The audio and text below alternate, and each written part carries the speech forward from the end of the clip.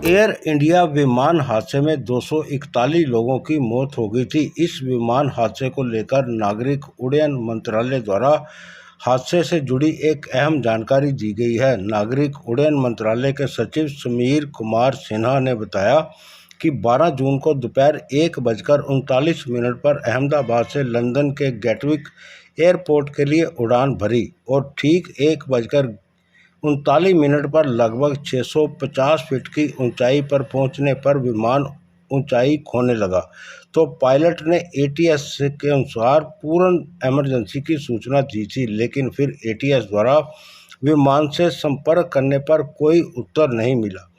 तो 1 मिनट के बाद जहाज एयरपोर्ट से 2 किलोमीटर की दूरी पर मेघानी नगर में दुर्घटनाग्रस्त हो गया।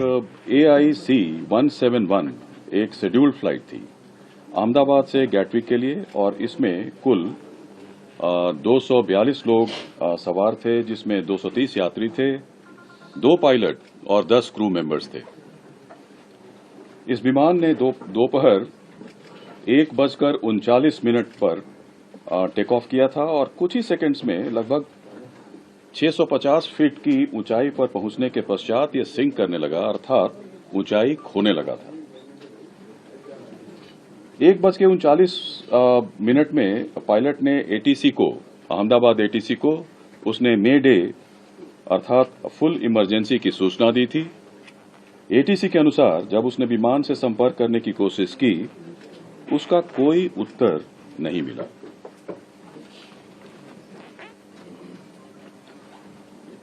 ठीक 1 मिनट के बाद यह विमान हमारे एयरपोर्ट से लगे मेधाणी नगर, जो हवाई अड्डे से लगभग 2 किलोमीटर की दूरी पर स्थित है, यह विमान दुर्घटनाग्रस्त हो गया था। विमान की कप्तान कैप्टन सुमित सबरवाल थे और प्रथम अधिकारी थे क्लाइव सुंदर।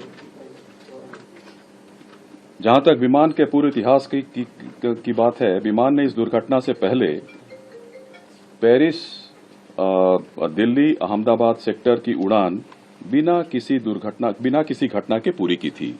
उसमें कोई रिपोर्ट नहीं थी। पेरिस से दिल्ली और दिल्ली से अहमदाबाद सेक्टर की उड़ान बिना किसी घटना के पूरी की थी